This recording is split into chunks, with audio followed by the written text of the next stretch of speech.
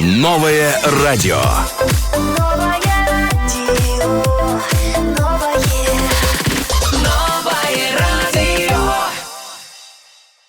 با ما شما درود میگویم از زنیدیل برنامه شمگوی به تنفس که لحظه بو شما منظر نگاری رستم همکارم ادم پیرکوف و در مهمونی رادیوی نو قرار دارند راهبری نخستین مرکزی آموزشی اینتلکتی صنعی در آسیای مرکزی عزیز جان عظیمی و همچنین ختم کننده دانشگاه هاروارد و استنفورد ایالات متحده آمریکا. شما رو شاد باش میگیم در برنامه به تنفس.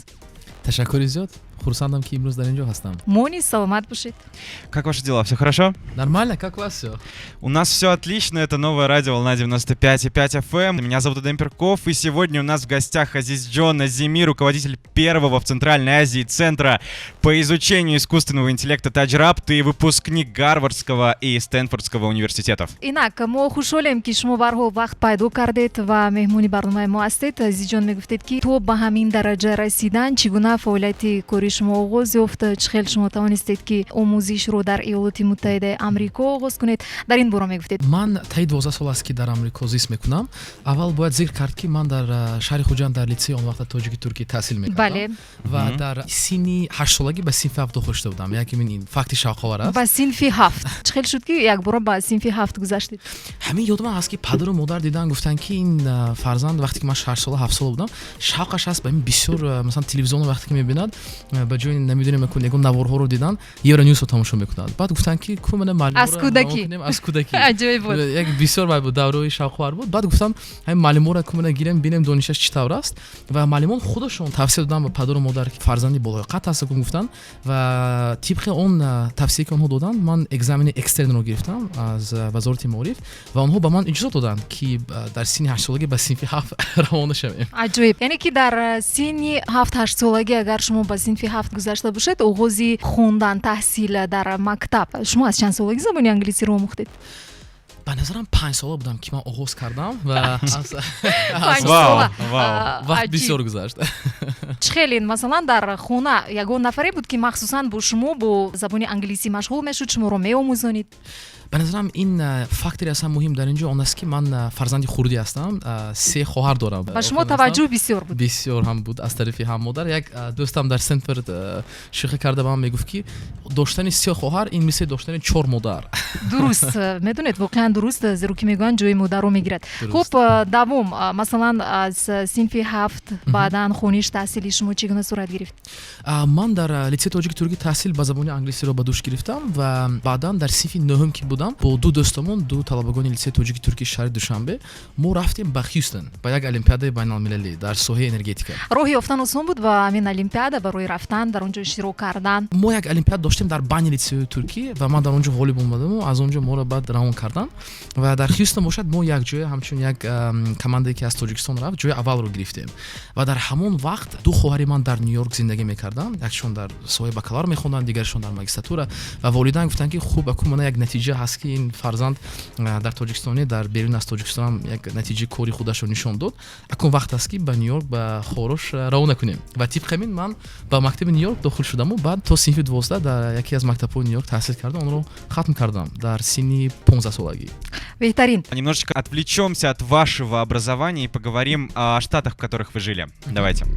Ну, я начал сначала жить в Нью-Йорке, и как начал, так и продолжил 8 лет там жить. Потом я год жил в Бостоне, Массачусетс, и последние 2 года я живу в Калифорнии, так как у меня программа двойная между Гарвардом и Стэнфордом. Окей, давайте краткую характеристику для наших слушателей, чтобы все, кто полетят туда, знали, что они будут видеть. Ну, смотрите, Нью-Йорк такое место, где вот вы встаете утром, да, садитесь в метро, и вы чувствуете бешеную энергию. То есть вам хочется жить, вам хочется делать что-то. С другой стороны, люди в Нью-Йорке, я бы сказал, относительно чуть-чуть более грубые, потому что у всех всегда не хватает времени, да, то есть все всегда куда-то опаздывают. Поэтому, если вы там молодежь, обязательно должны быть в Нью-Йорке. А Бостон тоже, я бы сказал, похож на Нью-Йорк, просто там масштабами чуть-чуть поменьше. Но что очень интересно про Бостон, там же несколько вот топовых университетов в кластере там, да, и Гарвард, и MIT, и другие. Поэтому, если вы хотите там иметь, как бы, скажем, доступ к новейшим исследованиям, да, там пойти выйти, посмотреть на топовых лауреатов Нобелевской премии, вот Бостон это хорошее место. А Калифорния в общем, как штат, я думаю, это точностью противовес восточному побережью США, потому что вы даже чувствуете в воздухе вот верь свободы, да, вот люди хотят вот делать то, что они хотят делать, да, вот погода там целый год, как вот мы говорили до эфира, да, она вот радует, поэтому такая вот краткая, я сказал, description. нақс ва мегӯянд бисёри нафароне ки ба амрико мераванд вақте ки ту дар тоҷикистон забони англисиро меомӯзӣ ин дигар чиз, лекин вақте ки ту мерави дар хориҷа мехоҳӣ ки ба ҳамон чизе ки омӯхтӣ гап задан мушкил, зеро ки дар онҷо диалект лаҳҷаи махсуси худашон ҳаст, баъзан ту намефаҳмӣ ҳатто ки онҳо чӣ мегӯянд. Масалан вақте ки шумо нахустин маротиба ба онҷо рафтед, муошират мушкил буд, фаҳмиши ҳамдигар чӣ гуна буд? ба назари ман мушкилтараш на муошират буд, балки адаптация кардан ба он системаи маориф ки дар он ҷо одат кардан. Бо чӣ фарқ мекард? як ҳодиса шуда буд дар якум ҳафтае ки ман дар Нью-Йорк будам дар мактаб, муаллими ба назарам таърихам будан, гуфтан кӯями баъди дарс як рӯз ист, як ним соат як кор мааст. Ман гуфтам хуб малаш, то соати 3 бегоҳ дарс буд, истодем, баъд рафтем, як утоқ дар омадаму, баъд бинам як таи 30 нафар талабагон ҳастанд аз ҳар хел синфу. Ман дар синфи 10 будам. баъд ҳамун момент шуд ки муаллими таърих нигоҳ кардан ва ман гуфтан ин талабаи нав аст, акун мана ту нуқтаи назари худро гӯ ба конфликти байналмилалие ки дар Гурҷистон шуда истодааст. Оҳо, ҳамин хеле як мавзӯи ҷиддӣ. Ман нигоҳ кардам, гуфтам муаллим исороти маро пурсида буд. Ба ман мегуфт ки инро хон, фикри шуморо пурсад. баҳоро мегирӣ. А инҷо бошад муаллим маро як мотивация дод ки ман хаёл карда, таҳлил карда фикри худро изҳор кунам. Дуруст, ва бале. ин буд яке аз он клубҳое ки дар мактаб ҳастанд ба номи модели ООН. Ман ҳамун буд ки муоширати маро беҳтар кард. бисёр буд доираи тоҷиконе ки дар онҷо ҳамроҳи шумо таҳсил мекарданд. рости гап гӯям, агар на дар мактаб, донишгоҳ тоҷиконро умуман надидам. Хулоса буд ки масалан мо тоҷиконро медидем ки онҳо кор мекарданд, ва мебурданд, лекин дар ҳамин донишгоҳҳои масалан гӯям сатҳи баланд афсӯс ки тоҷикон каманд. Все слышали про культовые места, где зарождались такие компании, как Google, HP. Вы были в этих культовых местах? Да, конечно, там есть знаменитый гараж HP, Да. 10 минут от кампуса у нас. в Кембридже. А где начинался ваш стартап? Таджак имеете в виду? В метро города Нью-Йорка. Вау, и как это произошло? Был 17-й год, если я не ошибаюсь. И в то время я уже примерно год проработал в консалтинге, это после вуза. Так. Зарплата нормальная была, жизнь текла, да, и там я сделал стажировку в ООН, то есть все было нормально в профессиональном плане. Но был такой жаркий день летом, и я так себе подумал, окей, я могу всю жизнь там проработать в каком-то консалтинге компании, да, в какой-то в сфере банкинга, все будет хорошо, но какой смысл жизни? То есть, если смысл только в зарабатывании денег, то не всегда не будет хватать, потому что денег всегда море, да, так сказать, бесконечно. И в конце я решил, что моя миссия личная — это дать вот чуточку возможностей другим молодым людям в Таджикистане, потому что мне было даны большие возможности со стороны родителей, как финансово, так и в других планах. Поэтому я подумал, а что если мы возьмем какого-то, скажем, учащегося из сельской местности Таджикистана, дадим точно такие же возможности, которые были у меня, смог ли бы он или она достичь больших результатов, чем я? Абсолютно да. И это стало мотивацией, самое главное, для того, чтобы начать Таджак. Я недавно смотрел фильм, где рассказывается, как Марк Цукерберг создал Facebook. И слоганом фильма является фраза «Нельзя завести 500 миллионов друзей, не нажив ни одного врага». Как вы к этому относитесь? И были ли у вас подобные препятствия на вашем пути в виде людей? Я скорее бы переформулирую чуть-чуть, да. Я бы сказал, не враги, а конкуренты. Вот в сфере бизнеса враг и конкурент — это может быть одно и то же. Я вот вам могу сказать такой комплимент. Рақибам як аст, душманам як аст, яъне. Но концепт для кого польза от конкуренции? Теория говорит, это для пользователя, для потребителя. Потому что, с одной стороны, цена идет вниз, а качество идет вверх. Конкуренция. Но в сфере стартапов, да, вот, например, Кремниевая долина, вот вся эта экосистема в Стэнфорде, там все-таки так принято, что репутация очень важна. То есть вот репутация в каком смысле? В том смысле, что, например, когда вы делаете питч перед инвестором, да, он знает, что когда он дает нам деньги, сам капитал не важен. Капитал можно найти, да. Важен имя того человека, который вам дает деньги, потому что это станет как бы заветной карточкой, и другие инвесторы в будущем могут вам дать деньги. Поэтому очень-очень важно, чтобы вы были, например, в сфере стартапов, да, правдивыми с своими инвесторами. И если не даст Бог, да, вот будет история такими, как Theranos, да, знаменитый, который скандал был, да, когда вот эта девушка, которая была в Стэнфорде, да, ее стартап был абсолютно там ложная информация была, на $8 миллиардов, да, погорел. Стартап такой. Поэтому конкуренты будут, враги, я не знаю насчет этого. А это правда, что даже преподаватели университетов могут дать вам деньги на стартап? Это 100%, да. Это вы говорите по фильму Дудя? масалан да. ба рӯи худи шумо дода буданд хеле олад шуда буд. Ман гирифта будам шахвар факташ ки одаме ки ба ман дода буд барои таҷриб капитал ин Ҷон Ҳеннеси. Хоб вай одам худаш ҳозир роҳбари шӯрои мудирони компанияи Alphabet аст. Alphabet як компанияи бузурге ки Google як қисмаш. Ва Ҷон худаш як одам аст ки ба ман як ментор барин. Барои ҳамин ин дар ҳақиқат ин дуруст аст. аҷоиб буд. Яъне дар воқеъ чунин аст. Чӣ хел шуд ки масалан ҳамин ширкатро боз кунед дар Тоҷикистон ва махсусан номаш ҳамин хел шарҳ дода метавонед? худи номаш таҷриб аз калимаи англисии гӯмагар disrupt омадааст. яъне маъношон аст ки мо мехоҳем ки ҳамин соҳаи маориф ки соҳае ки мо дар он кор мекунем онро нисбатан беҳтар кунем. Ин маънои худи калима ҳамин таре аст.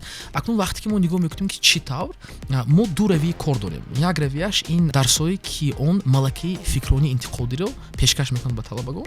Дуюмаш ин интеллекти сунъӣ. Барои чӣ фикрони интиқодӣ? Барои он ки ман чӣ хеле ки нақл кардам, ҳамун фарқияте ки масалан талабагон дар Тоҷикистон ё дигар давлатҳои постсоветӣ аз Амрико доранд, ин малакаи вақте ки ягон информатсияро мегиранд, пурсидан ки ин информатсия аз куҷо омода истодааст, барои чӣ ман нишон истодам, дигар ба ҳисоби информатсия чӣ гуфта истодааст. Анин таҳлил дар системаи маориф ворид шуда. муқоиса ва таҳлил яъне. Дуруст. В чем заключается стартап Таҷрабт? Идея такая, что мы говорим, вот смотрите, у нас очень большое количество учащихся в стране, которые хотят учиться за рубежом, особенно там в Штатах, да, Америка. Но проблема в чем? Вот к нам приходят, да, вот десятки людей каждый день и говорят, я хочу обучаться за рубежом в Америке, я в 11 классе. И мы им объясняем, чувак, поздно, нужно начинать там в классе в 8. Да, это самое позднее. Почему? Потому что для того, чтобы поступить в Штаты, особенно со стипендией, нужно заполнить Common Application. Это целая, как бы там, знаете, система. Наша задача как стартап в чем? В том, чтобы мы дали возможность учащимся подготовиться к университетам, как по заполнению самой аппликации и подготовлению документов. Но самое важное по предметам, которые нужны. То есть мы даем как и уроки, так и консультации.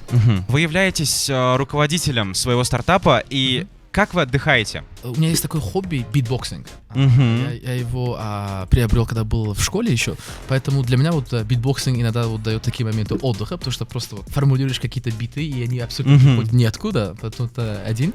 А другое, я очень-очень люблю вот смотреть документальные фильмы, особенно про период поздней перестройки. Такой очень специфический элемент, да, но просто времена перемен всегда завораживают, да, то есть те времена, через которые наши родители прошли. Поэтому обычно для меня отдых — это получается тот контекст, когда я могу делать что-то, не думая, почему я это делаю.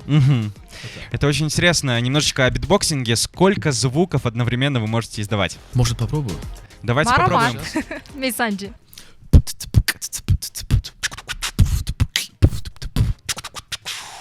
Я думаю, там было максимум.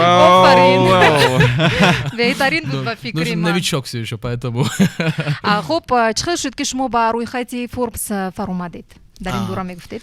ин тавр шуд ки вақте ки ман ба Гарвард дохил шудам, Хуб. дар он вақт ба ман аз Forbes як мактуб омад. Гуфтанд ки як гурӯҳ одамон шуморо пешниҳод карданд барои ворид шудан ба ин рӯйхати тоси, яъне он аст ки соҳибкоре ки то синни 30 сола онҳо потенсиали бузург доранд барои ҳамин стартапҳо дар Азия. Ва пас аз он онҳо ба ман саволҳоро ворид карданд. Саволҳои бисёр ҳам шавқовар буданд. Гуфтанд ки хоббиётон чи аст, мақсадатон, масалан дар вақти хоб чиро шумо тавсир мекунед? Тасаввур мекунед. Саволҳое ки бисёр креативи буданд. Ва дар охир пас аз оне ки ман саволҳоро ворид кардам, ман нашунидам ҳеч. Як 2-3 маҳ гузашт ва як сар хеста мои мард буд.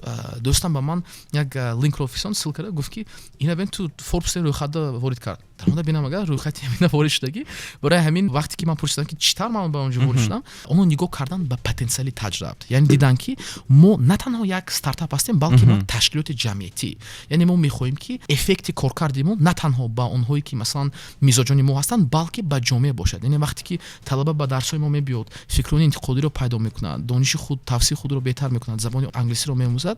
ин манфиат ба ҷомеа, яъне манфиат ҷомеа ва манфиате ки онҳо тибқи лоиҳаҳо мекунанд. яъне дар худи таҷрибат онҳо лоиҳаҳоро пешкаш мекунанду масалан аз ворид кардани системаи партовҳо дар мактабҳо ин чиз дар амрико дар ҳама ҷо аст дар кишвари мо бошад партовҳои ҷудоӣ барои масалан коғозу пластик нест ин чиз талабои мо ҳамчизо ворид мекунанд волонтёрӣ дигар коро ва мо мехоҳем ки ин талабагон як ҳисси ватандӯстӣ аз сидқи қалб дошта бошанду фаҳманд ки агар ягон рӯз ба хориҷа раванд ҳам онҳо ҳам фаҳманд ки дар охир метавонанд баргардонанд камтар сами худро гузарананд барои пешбурди ҷомеаи худ. мафҳуми интеллекти сунъӣ чист ва умуман дар тоҷикистон ҳамин чизро чӣ хел қабул мекунанд мардум ҷавонон ба ин чиз тайёр ҳастанд ва нигоҳи онҳо дар ин бора мегуфтед? як савол ба шумо пешкаш кунам. Марҳамат. шумо телефонтон маркаш чӣ аст? Samsung. Аҳа. Шумо ягон бор ба телефони худ савол дода будед ки масалан тибқи овоз ки фардо ҳаво чӣ тар мешавад? Рости гап тариқи овозӣ кор накардам. Фақат росташро мегӯям, ман дӯст медорам ба таври визуалӣ диданро аз интернет барои ман истифода набурдам. Ман он намунае ки мегуфта будам ин намунаи Siri дар iPhone ё масалан Samsung ҳам худа Google Assistant дорад. Вақте ки шумо масалан iPhone дошта бошед агар мегӯед ки Hey Siri, what is the weather going to be like tomorrow? That is ҳамо чӣ тар мешавад фардо. ҳамон моменте ки Siri ба шумо ҷавобро пешкаш мекунад ин аст интеллекти сунъӣ. Яъне чӣ кор шуда истодааст? Siri таҳлил мекунад ҳамон калимаҳое ки шумо гуфта истодаед онро аз овоз ба калима мегардонад, табдил медиҳад ва он калимаҳоро гирифта таҳлил мекунад ки маънош чӣ аст. Яъне барои вай анализ кардан бояд синтакси ҳамаи забони масалан одам бояд донад ва пас аз он аз ҳамин база даниқ гирифта ҷавоб ба шумо пешкаш мекунад. Ин интеллекти сунъӣ аст барои чӣ? Барои он ки ҳамин системаи Siri худаш мустақилона суханро таҳлил карда мустақилона ҷавоб медиҳад бе барномасоз. Яъне барномасоз дар ягон ҷо нест ки худаш ҷавобро ба шумо нависта мефиристонад. Яъне интеллекти сунъӣ барои чӣ ин тавр муҳим аст ба дунё? Барои он ки дар оянда ин адаптатсия шуда метавонад дар ҳамаи раванди ҳаёт ва имрӯз ҳаст. Барои ҳамин мардуми мо на танҳо тайёр, мардуми мо қариб ки ҳар рӯз мумкин истифода бурдостагӣ бошад вале он намедонад ки истифода бурдост интеллекти сунъӣ. Ин бале интеллекти сунъӣ аст.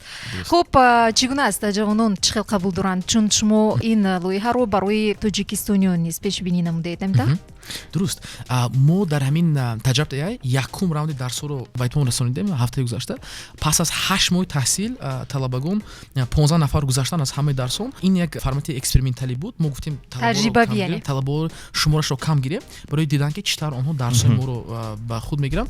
Дарсҳои Python, статистика, математикаи олӣ, омӯзиши мошинӣ ҳамаинро гузаштан баъд мо ба онҳо экзаменро додем. Он экзамени ба номи Workera аст ки дар донишгоҳи Стэнфорд истифода мебаранд.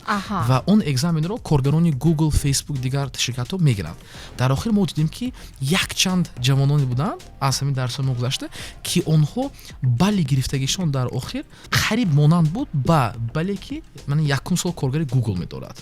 Яъне вақте ки шумо инро бо чашми худ мебинед, аҷоиб аст. Яъне пешравӣ ҳаст. Пешравӣ ҳаст ва хоҳад шуд дар оянда. Шавқмандӣ, ҳавасмандӣ ҷавонон низ ба ин гуна соҳа баланд. Дуруст. Хуб, чӣ намерасад бозам барои ҳамин соҳаро гӯем доираи онро васеъ кардан то ки уммавӣ дастрас бошад? Чӣ кор бояд кард барои пешравии он? Мақсади мо ин трансформатсияи Тоҷикистон ба як маркази интеллекти сунъӣ дар сатҳи ҷаҳонӣ. Ин бисёр ҳам як ҳадафи бузург аст ва мо мефаҳмем ки барои ин ҳадафро ба амал овардан мо бояд бо якчанд қатор ташкилотҳо ҳамкорӣ кунем. Ҳам ширкатҳо, ҳам мақомотҳои давлатӣ ва мо он ҳамкориро дорем. Вале ба назари ман дар ҳамин стадияи аввале ки мо ҳоло дар он стадия ҳастем, аз ҳама элементи муҳим, аз ҳама фактори муҳим ин доштани ба забони англиси гӯем success story. Яъне нафароне ки ҳамин масалан интеллекти сунъиро омӯзанд, онҳо тавонистанд кор ёбанд дар ҳамин ширкатҳои пешрафта. Дар ҳамин самти интихобияшон, яъне ҷои кори дошта бошанд. Дуруст. Азизҷон, давайте немножечко отвлечемся от искусственного интеллекта и поговорим про музыку. Мы же на радио. Давайте. Какой стиль вам близок к душе? Ага. Вот так интересно, что я когда вот на днях был в Дубае, и мы с подругой сидели там, ужинали, она вот взяла мой iTunes, смотрела вот какие-то там песни есть у меня абсолютно разновидный вкус. Там может быть и классическая музыка, а за ней сразу регатон, а за ней как бы гэнгстер-рэп, да, поэтому у меня определенного вкуса нет. Вы можете поподробнее рассказать про Forbes 3030? Да? Ну вот насчет Forbes, то есть вся суть в чем? Суть в том, что они хотят вот сделать список, да, вот категорию людей, предпринимателей, которые именно имеют социальный уклон, да? То есть, когда они включили меня в список, я думаю, для меня это было огромным одолжением. Почему? Потому что на тот момент, то есть 2 года тому назад, на тот момент Таджа была все еще маленькая организация, да? У нас вот ресурсов было мало, у нас и позитивное влияние было не настолько много, я думаю. И поэтому, когда я был включен в список Forbes 30 under 30, это стало такой вот, знаете, мотивацией для того, чтобы продолжать. Теперь цель следующая, я вам скажу открыто, это уже войти не только по социальным категориям, а также по коммерческим категориям. чун фаъолияти кориятон дар амрико аст зиёд пазмон мешавед дар давоми сол чанд маротиба дар кишвар мешавед ва умуман чӣ қадар шумо аҳли оиларо пазмон мешавед?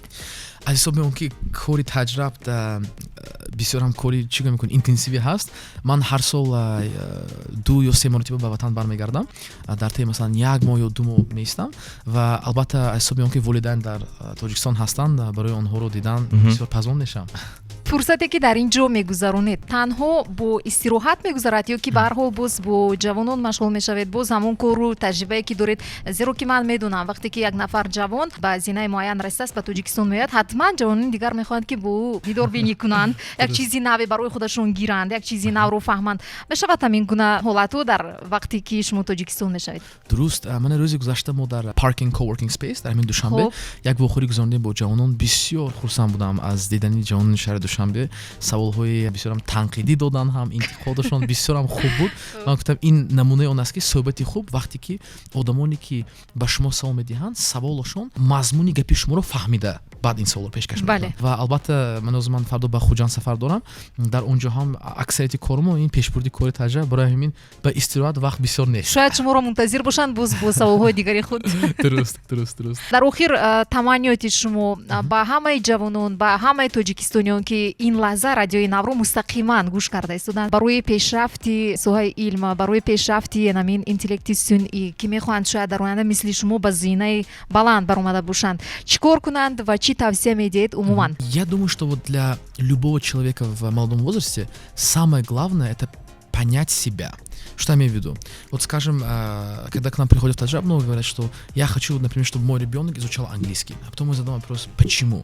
И обычно ответ такой, что хай посмотрит английский, там что-то произойдет дальше. Это, по-моему, неправильно. Как для родителей. Мақсад доштан муҳим аст. Мақсад доштан муҳим аст ва самое муҳим донистани саволи барои чӣ, а не ҷавобаш. Почему? То есть, когда мы понимаем, что что дальше английского после этого, да, то есть нужно понимать, что совместно с, скажем, родителями, да, нужно создать план для себя личный и в процессе этого плана понять себя, что движет человеком, вот какая страсть, почему такая страсть, откуда она, как она сформировалась, как она будет в будущем. Вот задавать вопросы не что, да, не там изучать английский или математику, а почему, да, и как. Вот эти главные вопросы, и это как бы такой элемент, да, который сейчас на Западе очень популярный, self-reflection, то есть внутрь себя взглянуть и понять себя. Остальное все само произойдет. ин буд таманниёти Азизҷон Азимӣ. Ман ёдовар мешавам ин шом дар меҳмонии мо қарор доштанд роҳбари нахустин маркази омӯзишии интеллекти сунъӣ дар Осиёи марказӣ Таҷрабт Азизҷон Азимӣ. Бори дигар хуш омадед. Ташаккури зиёд ба шумо ва ба ҳамаи мухлисон. Саломат бошед. Спасибо огромное вам, что вы нас сегодня посетили. Спасибо. дар барномаи шомгоҳи бетанаффус бо шумо будам ман Зарнигори Рустам ва ҳамчунин ҳамкорам Эдем Пирков. Хайр аз он дар мавҷи нав бимонед. Новое радио.